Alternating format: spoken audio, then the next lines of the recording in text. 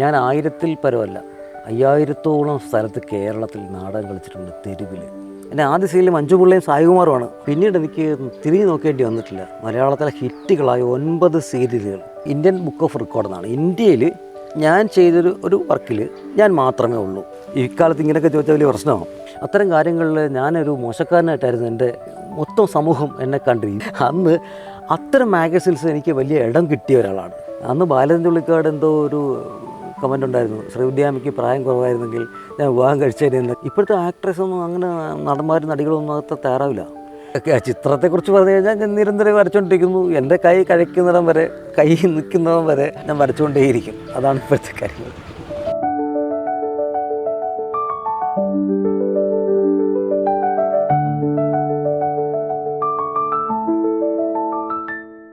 ലിറ്റ്നോവിന് വേണ്ടി ഇന്നത്തെ സായാഹ്നം ചെലവഴിക്കാനായി നമുക്ക് കിട്ടിയിരിക്കുന്ന അതിഥി കവിയും ചിത്രകാരനും തിരക്കഥാകൃത്തും നാടകകൃത്തും എല്ലാമായ ശ്രീ സാജോ പനയങ്കോടാണ്.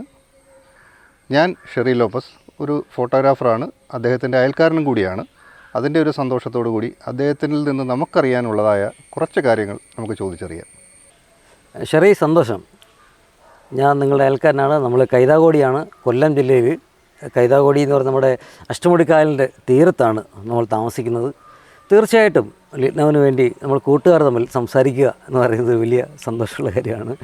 വരകൾ, നാടകം, കവിത, തിരക്കഥ തുടങ്ങി പല മേഖലകളിലായി താങ്കളൊരു, എനിക്ക് തോന്നുന്നൊരു 30 വർഷത്തിന് മേലായെന്ന് തോന്നുന്നു. ഒരുപാട് വർഷങ്ങളായി, ഞാൻ കൃത്യമായിട്ട് ഓർക്കുന്നില്ല. എന്നിരുന്നാലും ആ ഒരു തുടങ്ങിയ കാലത്തുള്ള ഒരു അനുഭവങ്ങൾ താങ്കൾക്കൊന്ന് ഷെയർ ചെയ്യാൻ പറ്റുമോ? തുടങ്ങിയ കാലത്തെക്കുറിച്ച് പറയുമ്പോൾ ഒരുപാട് പറയിലാണ്. ഞാനത് ചെറുപ്പത്തിലെ ഈ വരയും കവിതയും അഭിനയമോഹവും ഒക്കെ ഉണ്ടായിരുന്നു. 10th പഠിക്കുമ്പോഴാണ് ഞാൻ ഹൈസ്കൂൾ പഠിക്കുന്ന സമയത്ത് ജില്ലാ കലോത്സവത്തിന് 1ാം സ്ഥാനം 2-3 കാര്യങ്ങൾക്ക് ലഭിച്ചു. നല്ല നടൻ, നല്ല കവിത, ചിത്രകല. സ്റ്റേറ്റിൽ എനിക്ക് ചെറുകഥയ്ക്കാണ് ശരിക്കും A ഗ്രേഡ് കിട്ടുന്നത്. പിന്നീട് അങ്ങോട്ട് കഥയല്ലായിരുന്നു, കവിതയായിരുന്നു എൻ്റെ ഒരു മാർഗം. പിന്നെ എന്തോ പറയുന്നത്, നാടകത്തുള്ള ഭ്രാന്ത് കാരണം ഈ പുരോഗമന കലാസാഹിത്യ സംഘം എന്നൊരു സംഘത്തിൽ ഞാൻ 18 വയസ്സിൽ ഡിഗ്രി ആ ഒരു കാലത്ത് ചെന്ന് പെടുകയായിരുന്നു. പെടുകയല്ല, അതങ്ങനെ ഒരു അനുഭവമായിരുന്നു.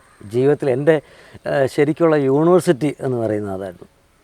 ഞാൻ 1000-ൽ പരമല്ല 5000-ഓളം സ്ഥലത്ത് കേരളത്തിൽ നാടകം കളിച്ചിട്ടുണ്ട്. തെരുവ് മൂലകളിൽ.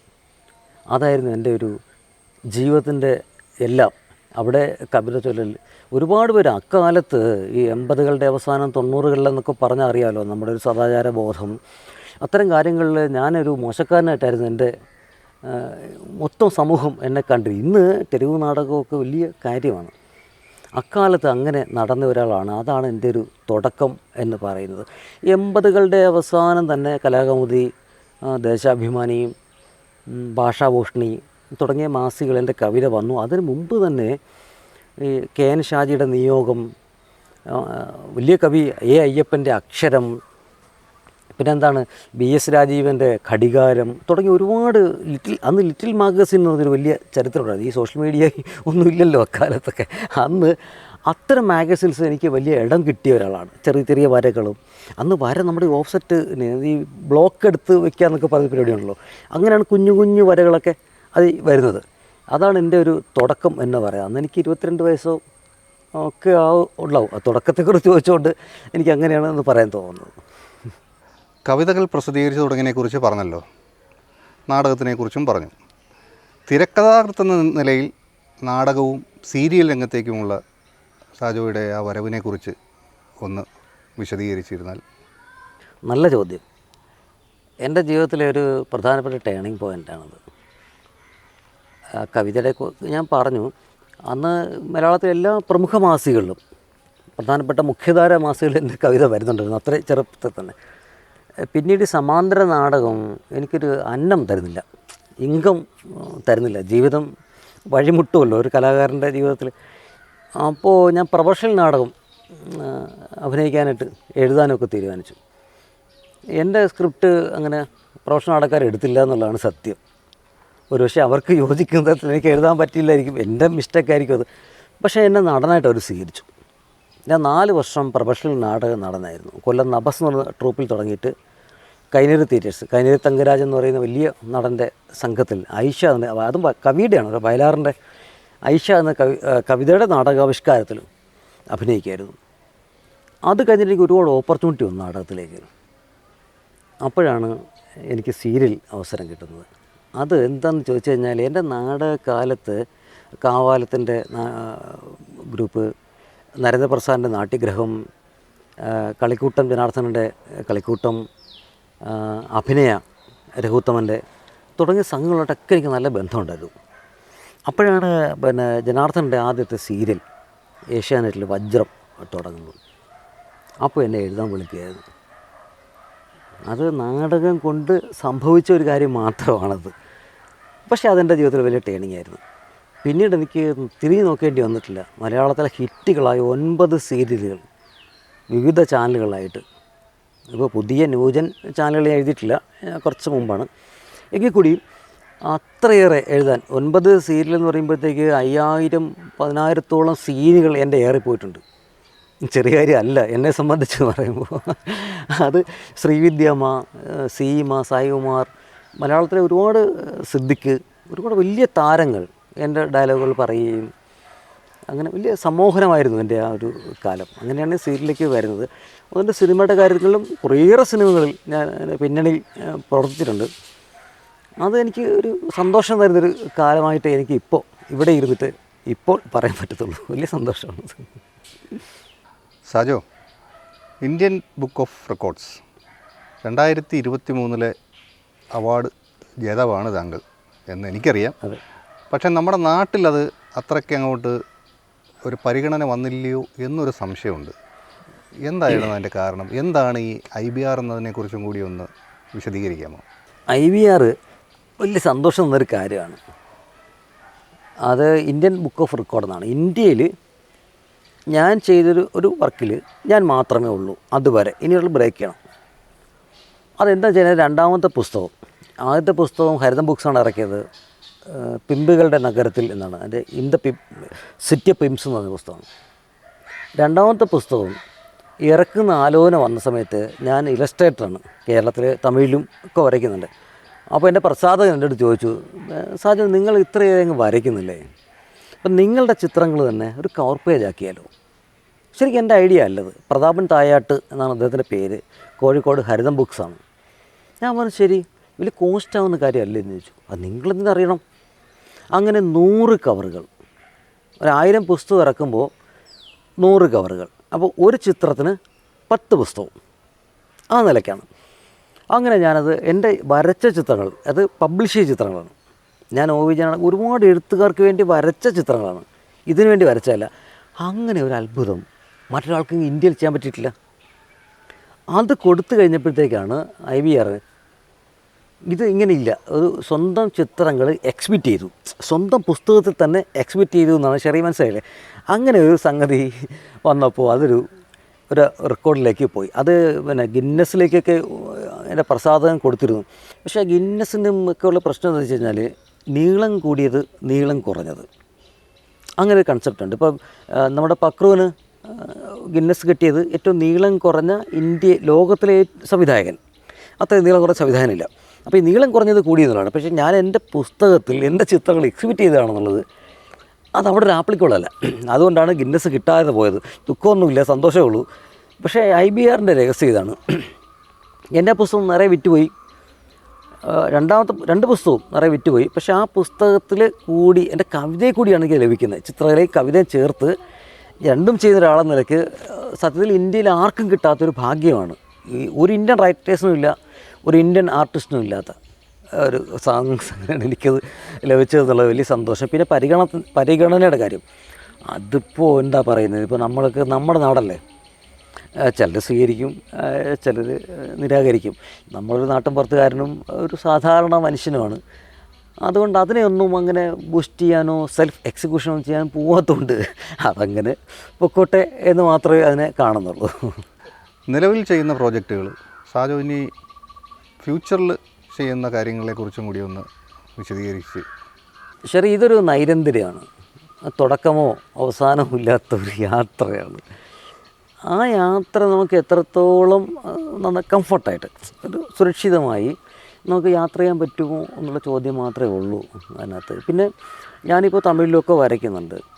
വരയാണ് പ്രധാനമായിട്ട് ചെയ്യുക. ഇപ്പോൾ ഈ സിനിമാ സീരിയൽ എന്നൊക്കെ പറയുന്നത് എപ്പോഴും നമുക്ക് കയ്യിൽ കിട്ടണമെന്നില്ല. ഞാൻ ഒരുപാട് ഡിസ്കഷൻ ചെയ്യുന്നുണ്ട്. ഇപ്പോൾ ഒരു കേരളത്തിലെ ഇപ്പോൾ പേര് ഇപ്പോൾ അനൗൺസ് ചെയ്യാൻ പറ്റില്ല, അത് ഒരു അവരുടെ നമ്മുടെ ഒരു ഇതിൽ പറ്റില്ല. ഒരു പ്രധാനപ്പെട്ട കമ്പനി എൻ്റെ ഒരു തിരക്കഥ ചെയ്യാം എന്ന് പറഞ്ഞിട്ടുണ്ട്.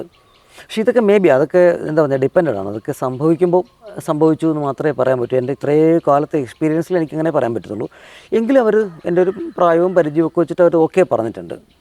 ഇന്ത്യയിൽ തന്നെ പ്രധാനപ്പെട്ട ഒരു നടൻ അതിൽ വരുന്നുണ്ട്. ഇതൊക്കെയാണ് ഫ്യൂച്ചർ പ്രോജക്റ്റ് സിനിമയെ സംബന്ധിച്ച്. പിന്നെ ചിത്രത്തെക്കുറിച്ച് പറഞ്ഞു കഴിഞ്ഞാൽ ഞാൻ നിരന്തരം വരച്ചുകൊണ്ടിരിക്കുന്നു. എൻ്റെ കൈ കഴിക്കുന്നിടം വരെ, കൈ നിൽക്കുന്നിടം വരെ എൻ്റെ കയ്യിൽ വര വരുന്നറിയാമോ? നമ്മളിപ്പോൾ ഒരു പ്രധാനപ്പെട്ട എഴുത്തുകാരന് വരയ്ക്കുമ്പോൾ ആ കഥ മുഴുവൻ വായിച്ചിട്ട് ആ കഥയിൽ വരയ്ക്കാനുള്ള ഇടം കണ്ടുപിടിക്കുക എന്നുള്ളതാണ്. നമ്പൂരിയെ പോലുള്ള വലിയ ആർട്ടിസ്റ്റ് നമ്പൂരിയുടെ ഒരു പിന്മുറക്കാരനാണ് ആ കാര്യത്തിൽ ഞാൻ. അദ്ദേഹം കണ്ടുപിടിച്ച ആയിരിക്കില്ല ഞാൻ കണ്ടുപിടിക്കുന്നത്.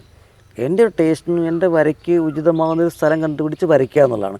അതിപ്പോഴും തുടർച്ചയായിട്ട് ഓൺലൈനിലും പ്രിൻ്റിലുമായിട്ട് ഞാൻ കുറേയേറെ ചെയ്യുന്നുണ്ട്. അതെനിക്ക് എത്രമാത്രം കൊണ്ടുപോകാൻ പറ്റൂ എന്നുള്ളതല്ല, മാത്രമല്ല അവർക്ക് എന്നെ എത്രമാത്രം ആവശ്യമുണ്ട് എന്നുള്ളൊരു പ്രധാന കാര്യമാണ്. അവർക്ക് ആവശ്യമില്ല, ചിത്രങ്ങൾ കാണുന്നവർക്ക് തന്നെ ആവശ്യമില്ലെങ്കിൽ തീർന്നല്ലോ. അപ്പം അവർക്ക് തന്നെ ആവശ്യമുള്ളിടത്തോളം എൻ്റെ കൈ കുഴപ്പമില്ലാത്തടത്തോളം ഞാൻ വരച്ചുകൊണ്ടേയിരിക്കും. അതാണ് ഇപ്പോഴത്തെ കാര്യങ്ങൾ. അതിനിടയ്ക്ക് ഒരു കാര്യം ചോദിക്കാൻ അങ്ങ് വിട്ടുപോയിരുന്നു.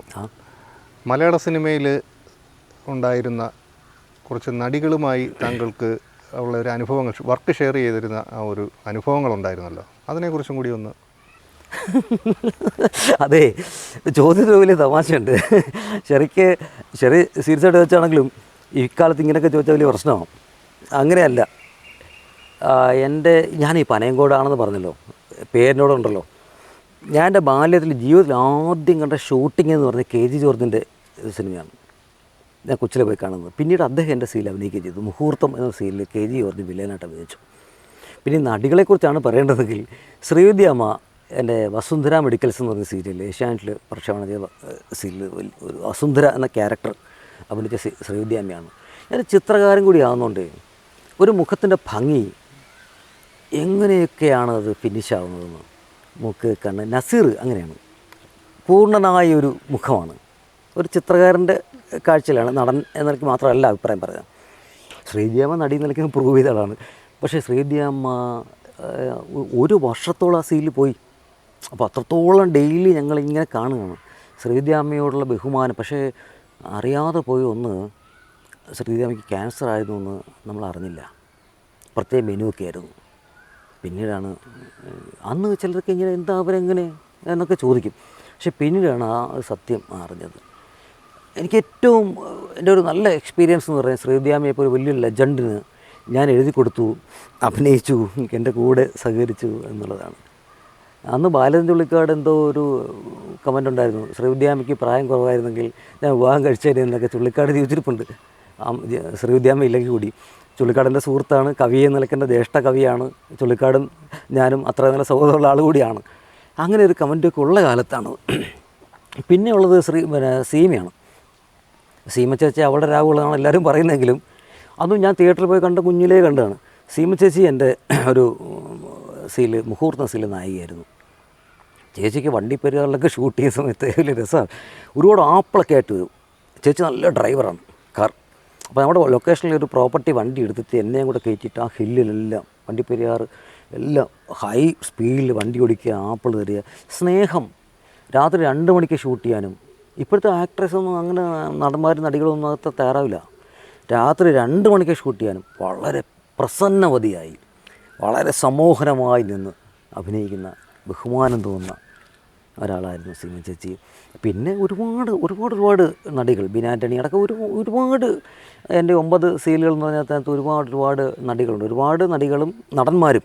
സായികുമാർ, മഞ്ജുപിള്ള. എൻ്റെ ആദ്യ സീരിയൽ മഞ്ജുപിള്ളയും സായികുമാറുമാണ് നായികമാർ വജ്രത്തിൽ. സായിച്ചേട്ടൻ സിനിമയൊക്കെ തുടങ്ങി വരുന്ന സമയത്താണ്. മഞ്ജുപിള്ള ഇപ്പോഴും TV ഷോയിലൊക്കെ വളരെ ലൈവാണ്. മഞ്ജുവും സായികുമാറുമാണ് എൻ്റെ ആദ്യ നായികമാർ. അങ്ങനെ ഒരുപാട് നടികന്മാരോട് സഹകരിക്കാൻ എനിക്ക് അവസരം ഉണ്ടായിട്ടുണ്ട്.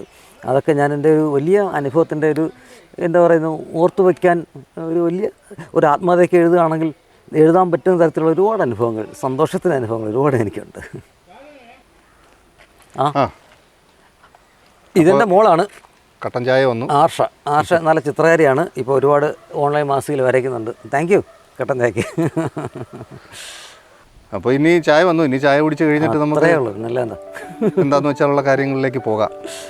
തീർച്ചയായിട്ടും മലയാളത്തിലെ എല്ലാ പ്രേക്ഷകർക്കും വലിയ നമസ്കാരം. എന്നെ ഇങ്ങനൊരു ഇൻ്റർവ്യൂവിൽ അല്ലെങ്കിൽ ഒരു ചോദ്യോത്തര പങ്ക്തി, ഇൻ്റർവ്യൂ എന്നൊക്കെ പറഞ്ഞാൽ പേടിയാവും കേട്ടോ, ഒരു സ്ഥലത്ത് എന്നെ കൊണ്ടിരുത്തിയാലും എല്ലാം എൻ്റെ പ്രിയപ്പെട്ട സുഹൃത്ത് ജിത്തുവിനും ലിറ്റ്നൗവിൻ്റെ എല്ലാ ആളുകൾക്കും ഞാനും ഷെറിയും കൂടെ ചേർക്കണ്ടേ, ഷെറിയും ചേർന്ന് ഒരു നന്ദി പറയുന്നു. എന്നെ ഇത്രയും സഹിച്ച ആളുകൾക്കും ഒരു വലിയ നമസ്കാരമുണ്ട്. സല്യൂട്ട്.